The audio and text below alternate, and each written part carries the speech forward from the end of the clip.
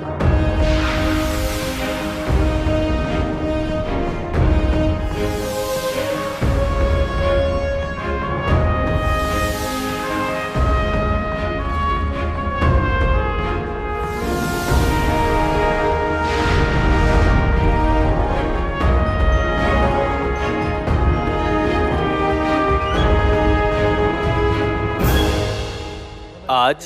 आए हम खुदा के कलाम का मुताला वाज के उन्वान कुव्वत का मंबा जो खुदा की निजात के काम की तकमील करता है से करने में कुछ वक्त गुजारते हैं।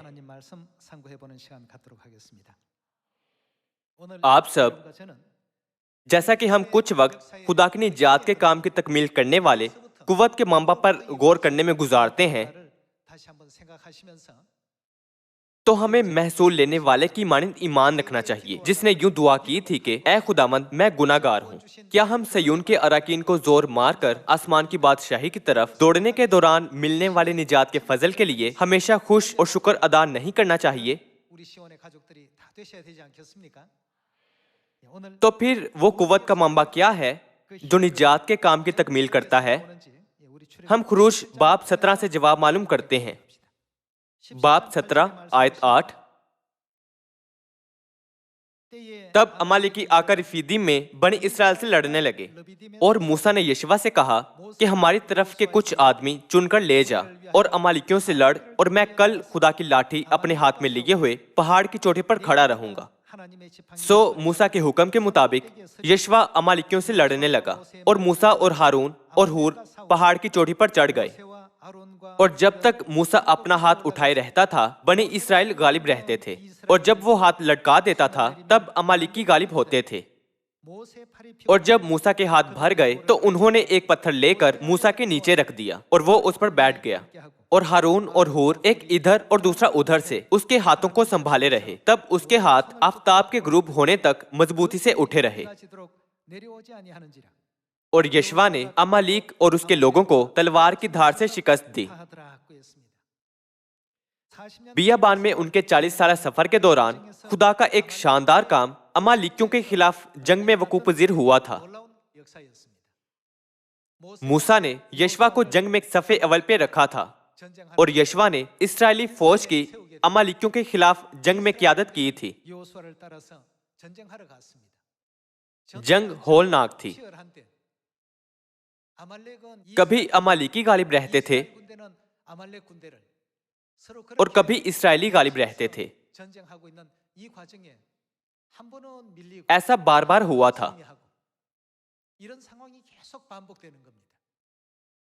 अगरचे रहनुमा करिश्मा साज था और बहुत आला जंगी महारत रखता था, पर एक वाज़िह वजह थी कि इस्राएली क्यों हार रहे थे। वजह क्या थी? इसकी वजह यह थी कि पहाड़ पर बैठा मूसा अपने हाथ नीचे कर लेता था। इस्राएली चाहे कोई भी हिकमत अमली या तदबीर इस्तेमाल करते या इससे किता नजर कि वो किस बेजिगरी से लड़ रहे थे, वो बेयारो मददगार हारने लगते थे। और फिर पांसा पलट गया और इस्राएली गालिब आने लगे। वजह क्या थी? जब उन्होंने पहाड़ की जानिब देखा तो मूसा अपने हाथ उठाए हुए था। जब मूसा अपने हाथ उठाता तो इस्राएली गालिब आते थे, और जब मूसा अपने हाथ लटका देता था तो इस्राएली शिकस्त खाने लगते थे। इसके जरिए आज हमें एहतियात से खुदा के साथ अपने ताल्लुक के बारे में सोचने की जरूरत है। अगर हमारा रहनुमा दाना, ज़हीन और होशियार हो, लेकिन अगर खुदा हमारी मदद ना करें तो क्या होता है?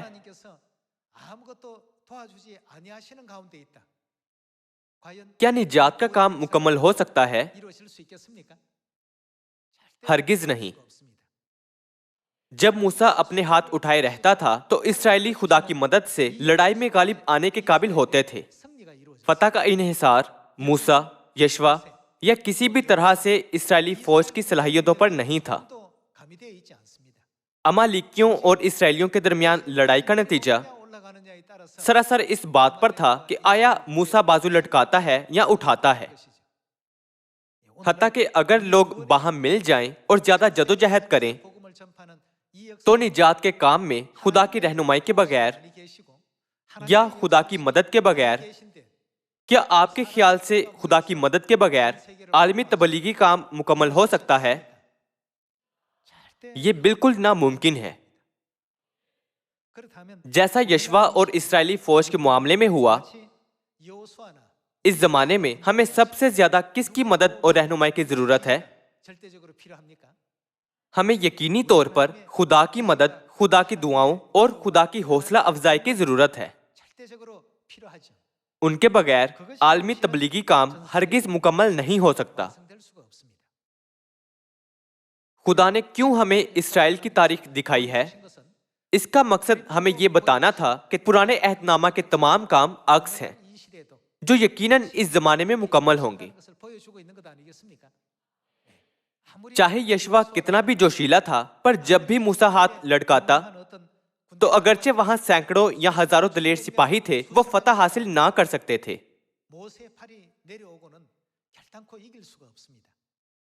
بالکل اسی طرح اب جب کہ ہم خوشخبری کا آخری کام پورا کر رہے ہیں تو ہمیں ہمیشہ خدا کو یاد رکھنا چاہیے جو تمام قوت کا منبع ہے۔ خروج باب 14 آیت 10 سے دیکھتے ہیں۔ اور جب فرعون نزدیک آ گیا، تب بنی اسرائیل نے آنکھ اٹھا کر دیکھا کہ مصری ان کا پیچھا کیے چلے آتے ہیں، اور وہ نہایت خوفزدہ ہو گئے۔ تب بنی اسرائیل نے خداوند سے فریاد کی اور موسیٰ سے کہنے لگے، کیا مصر میں قبریں نہ تھیں جو تو ہم کو وہاں سے مرنے کے لیے بیابان میں لے آیا ہے؟ تو نے ہم سے کیا کیا کہ ہم کو مصر سے نکال لایا؟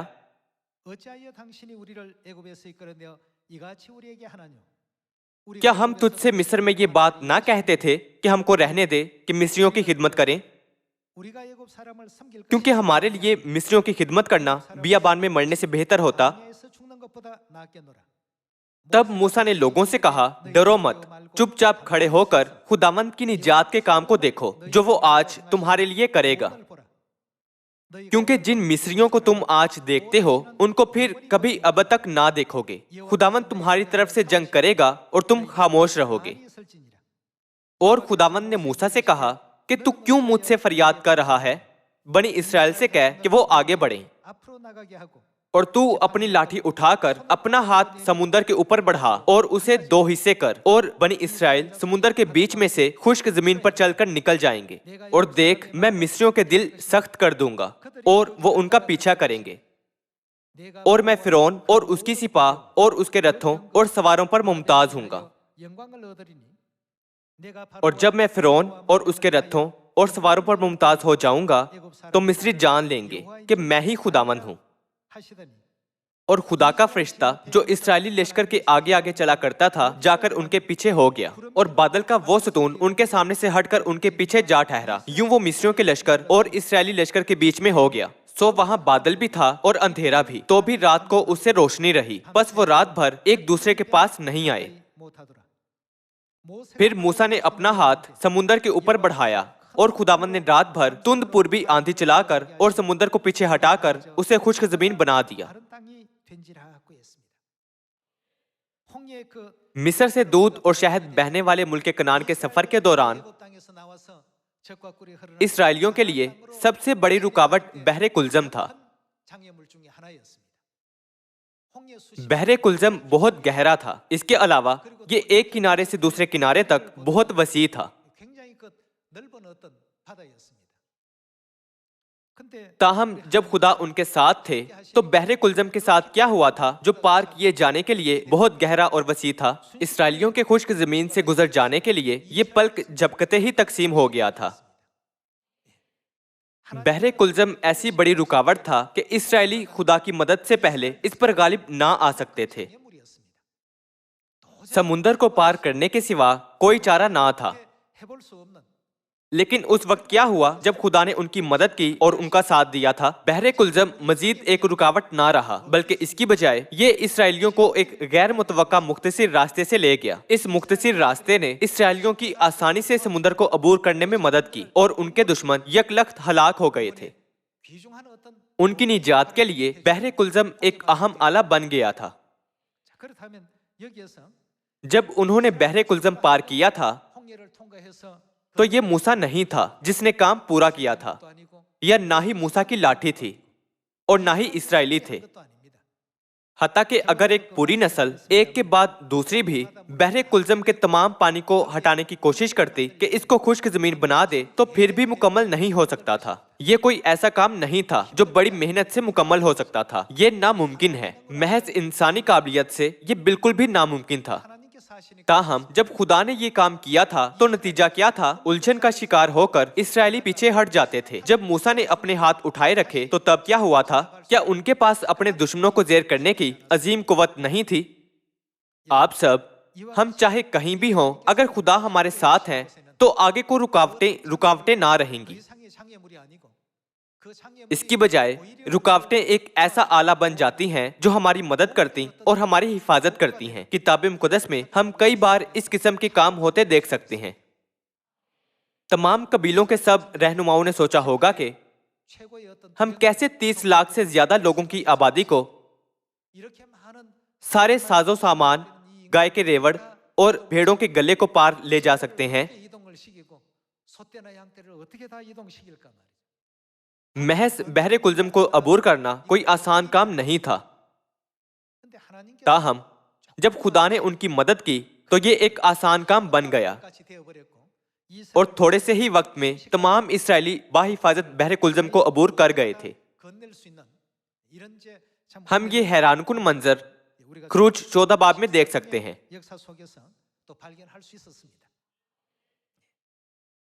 آپ سب، اس زمانے میں اگر ہم سوچیں کہ ہم سب کچھ کر سکتے ہیں تو خوشخبری بہت سست ہوگی، یہ کامیاب نہیں ہوگی۔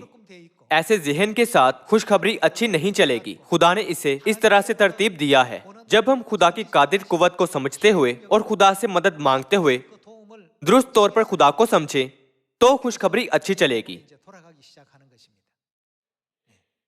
ہر کام ہمارے باپ اور ماں کی مرضی کے مطابق ہوگا۔ تمام قوموں میں خوشخبری کی منادی کرنے کے لیے جو بھی درکار ہوگا وہ خدا ہمیں زیادہ سے زیادہ بخشیں گے۔ خدا ہمارے ایمان میں دیکھتے ہیں اور ہمیں ہمارے شعور کے مطابق خوشخبری کی ترقی کی اجازت دیتے ہیں۔ ہم ہمیشہ اس تعلیم کو اپنے دلوں پر کندہ رکھیں۔ خوشخبری کی کامیابی کسی خاص مبشر یا پاسٹر جسے کسی خاص علاقے میں بھیجا گیا ہو سے مشروط نہیں ہے۔ ایک انسان کے پاس خوشخبری کے نتیجے میں تبدیلی کرنے کا کوئی اختیار نہیں ہے۔ اس لیے ایک عام چرواہے کی لاٹھی بھی بحر کلزم کو 2 حصے کرنے کی قادر قوت حاصل کر سکتی ہے جب خدا یہ کرتے ہیں۔ ہم اس بات پر کامل اعتقاد رکھیں۔ تمام قوت کا منبع کون ہے؟ یہ کہاں سے آتی ہے؟ یہ خدا سے آتی ہے۔ چونکہ خدا نے ایک خاص کام ہمارے سپرد کیا ہے تو ہمیں اپنی بہترین کوشش کرنی اور خدا کا پیغام پہنچانا چاہیے۔ چونکہ خدا نے ہمیں منادی کرنے کو کہا ہے تو ہمیں محض جانا اور لوگوں کو یہ کہتے ہوئے آگاہ کرنا ہے کہ یہ خدا کا کلام ہے۔ پھر باقی کام ہمیں خدا پر چھوڑ دینا چاہیے۔ اگرچہ یشوع خود کو طاقتور ہتھیاروں سے لیس کر لیتا اور سپاہیوں کی بڑی تعداد کے ساتھ جنگ کے لیے جاتا، پر اگر موسیٰ ہی ہاتھ نیچے کر لیتا تو یشوع اور اسرائیلی فوج کے ساتھ کیا ہوتا؟ وہ اپنے دشمنوں پر غالب آنے کے قابل نہیں ہوتے۔ صرف خدا ہماری مدد کر سکتے ہیں۔ عالم بالا سے مدد کے بغیر نجات کا کام آگے نہیں بڑھ سکتا ہے۔ بیابان میں بنی اسرائیل کے 40 سالہ سفر اور جو کچھ اس زمانے میں ہو رہا ہے اس کے ذریعے کیا ہم اس بات کو واضح سمجھنے کے قابل نہیں ہیں؟ ہماری زندگی میں ہر دوسری چیز غیر یقینی ہے، چاہے ہم اسے بھول جائیں یا انہیں نظر انداز کریں۔ تاہم ہمیں یہ سوچتے ہوئے کہ یہ میں نے کیا ہے، ایسی غلط سوچ نہ رکھتے ہوئے ہمیں ہر حالات میں ہمیشہ خدا کو اور خدا کے کلام کو یاد رکھنا چاہیے۔ اگر یشوع نے کہا ہوتا وہ میں ہی ہوں جو امالیکیوں کے ساتھ جنگ میں فتح پا رہا ہے، اور اسی لمحے سے موسیٰ اپنے ہاتھ لٹکا دیتا اور سیدھا کھڑا ہوتا اور کہتا، ٹھیک ہے یشوع، فوج لے جا اور دوبارہ امالیکیوں سے لڑنے کی کوشش کر، تو نتیجہ کیا نکلتا؟ وہ ہرگز جنگ نہ جیتتے۔ بھائیوں اور بہنوں، ہمیں ہمیشہ احتیاط سے اس کے بارے میں سوچنا چاہیے کہ نجات کی قوت کہاں سے آتی ہے۔ یہ انسانی طریقہ اور قوت سے نہیں آتی ہے۔ ہم سب گناہ گار ہیں۔ کون سی قوت سے ہم بطور گناہ گار دیگر گناہ گاروں کی جو گناہ سے لڑ رہے ہیں نجات کو رہنمائی کر سکتے ہیں؟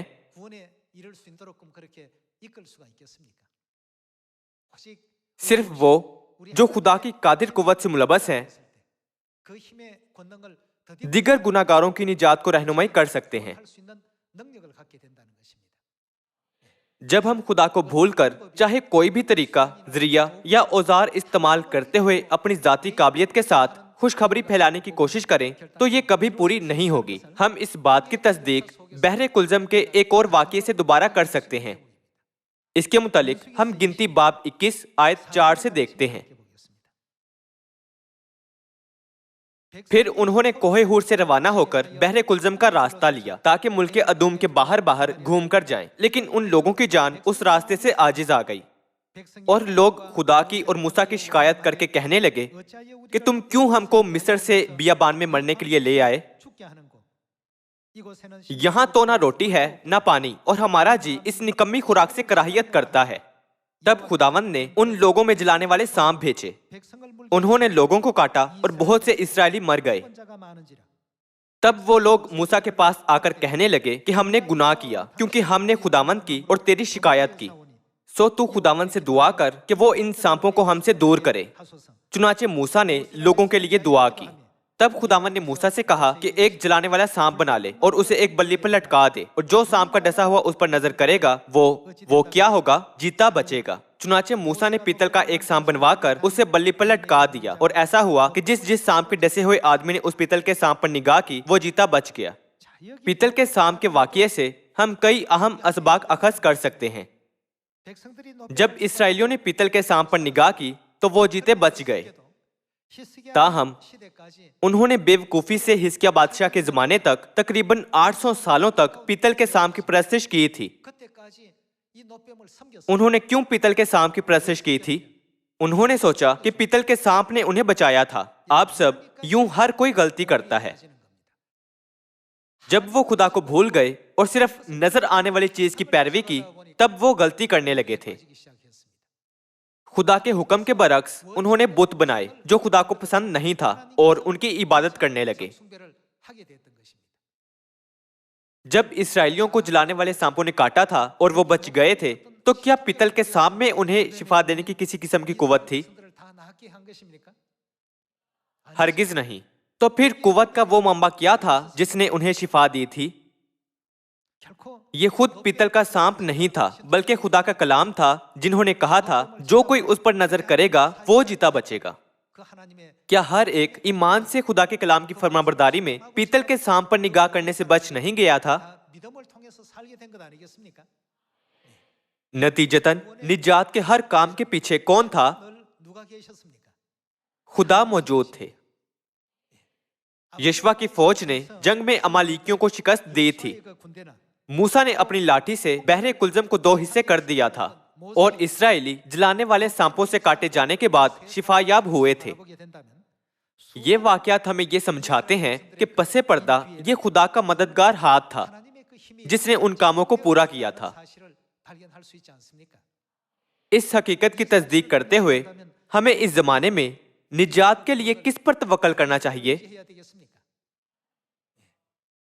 अगर हम एक आदमी पर, एक सूरत हाल या किसी और सूरत पर तवक्कल करें तो हमारा अंजाम बिल्कुल इसराइलियों जैसा होगा जो हमेशा शिकायत करते थे और बियाबान में ढेर हो गए थे। खुशखबरी को अंजाम देने के दौरान मुमकिन है हम कई जगहों पर खामियों का शिकार हों और रुकावटों का सामना करें जो हमें रोकती हैं। ताहम वो कौन है जिसने हमें कहा मैं दुनिया के आखिर तक हमेशा तुम्हारे साथ हूं? हता कि एक कठिन रुकावट को भी खुदा ऐसे बना सकते हैं जैसे ये कोई रुकावट ना हो और इसे हमारे लिए एक मददगार आले में तब्दील करते हैं। कादिर खुदा जिनके पास इस किस्म की कुव्वत है अब हमारी मदद कर रहे हैं। हमें समझने की जरूरत है कि खुदा निजात का मंबा है और ये कि उनकी कुव्वत हमें बख्शी गई है क्योंकि वो हमारी खातिर अपने हाथ उठाए हुए हैं।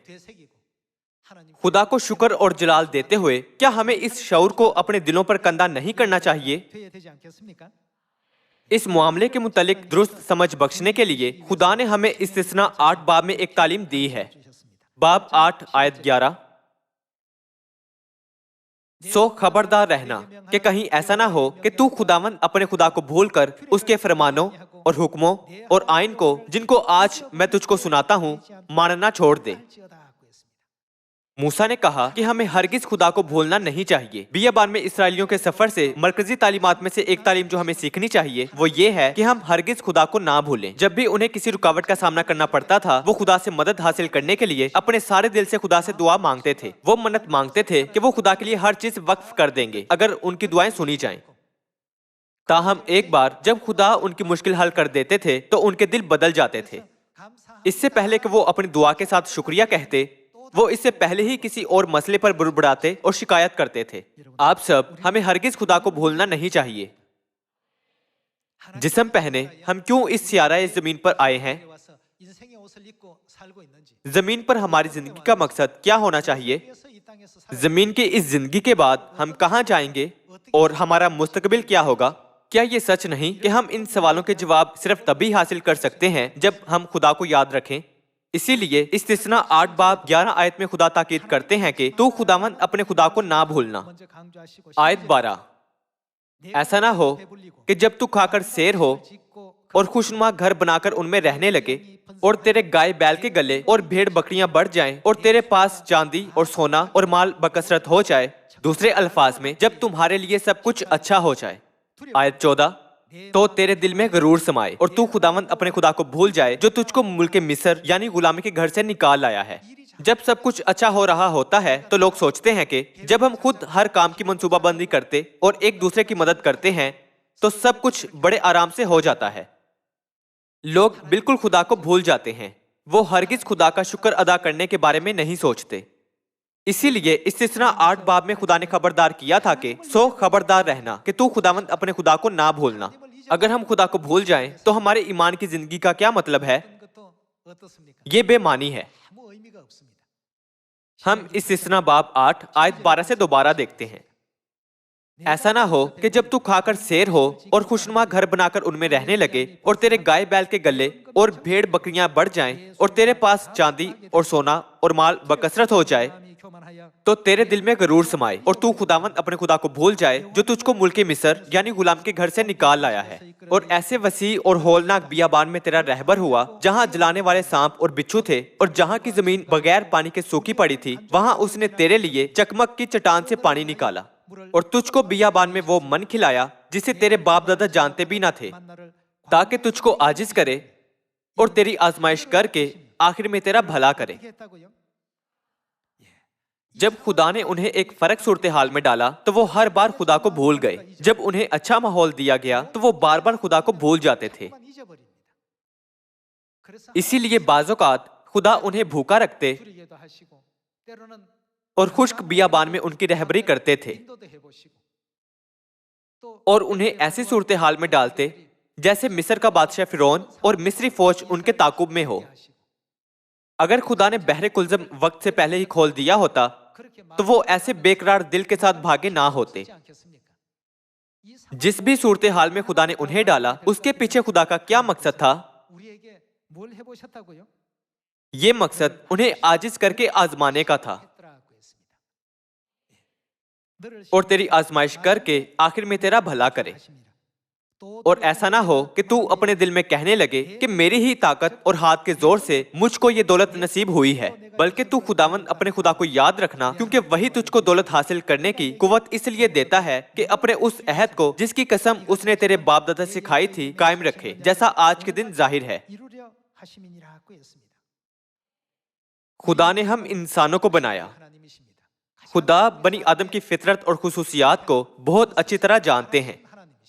چونکہ خدا جانتے ہیں کہ کیا ہوگا، اس لیے انہوں نے کہا جب تیرا سونا چاندی بکثرت ہو جائے اور سب کچھ اچھا ہو تو اس وقت خدا کو نہ بھولنا۔ دراصل ہم اب اسی صورتحال میں ہیں۔ گزشتہ سال ساری دنیا میں بے شمار صیون خدا کی برکات سے قائم ہوئے تھے۔ ہمیں ہرگز نہیں بھولنا چاہیے کہ کس نے یہ برکات بخشی ہیں۔ جیسا کہ ہم اس سال خدا کے فضل تلے زندگی گزار رہے ہیں، ہمیں انہیں یاد رکھنا چاہیے جو اب تک بھیڑ خانہ کا حصہ نہیں ہیں، اور جلد ان کی رہنمائی نجات کی راہ کو کرنی چاہیے۔ خدا کا دل اس وقت سب سے زیادہ دکھتا ہے جب ہم سوچتے ہیں کہ خوشخبری کا کام ہماری اپنی قابلیت سے پورا ہوا ہے۔ اب تک خدا نے تمام نقصان ہم سے روکے اور ہمارے لیے مسئلہ بننے والی ہر چیز سے ہماری حفاظت کی ہے، اور اس جگہ ایک راہ بنائی ہے جسے ہم ایک رکاوٹ سمجھتے تھے اور ہمیں باحفاظت پار گزارا ہے۔ لیکن ہم اکثر سوچتے ہیں کہ ہم اپنی ذاتی قابلیت سے دوسری طرف پہنچے ہیں۔ کیا ہو اگر خدا یہ کہتے ہوئے ہمیں مدد مہیا کرنا بند کر دیں کہ سب کچھ اپنی ذاتی قابلیت سے کرو؟ ہم کئی مسائل کا سامنا کریں گے۔ خدا صیون میں رہتے ہیں۔ صرف خدا باپ ہی نہیں بلکہ خدا ماں بھی یہاں رہتی ہیں۔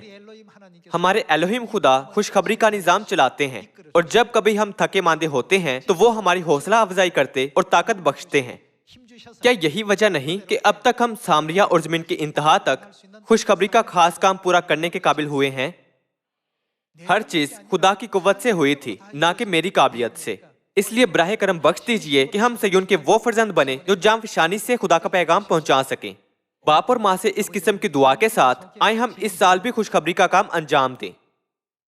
جو یہ سوچتے ہیں کہ ہر چیز انہوں نے اپنی ذاتی قابلیت سے کی، ان کے لیے خدا نے پہلے کرنتھیوں 4 باب میں کچھ یوں کہا تھا۔ پہلا کرنتھیوں باب 4 آیت 7، تجھ میں اور دوسرے میں کون فرق کرتا ہے، اور تیرے پاس کون سی ایسی چیز ہے جو تو نے دوسرے سے نہیں پائی؟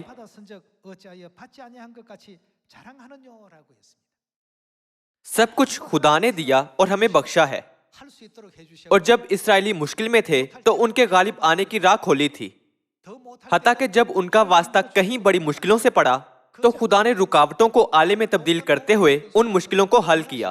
یوں وہ تمام دشواریوں پر غالب آئے تھے۔ کیا یہ وہ سب نہیں جو بیابان کے 40 سالہ سفر کے دوران ہوا تھا؟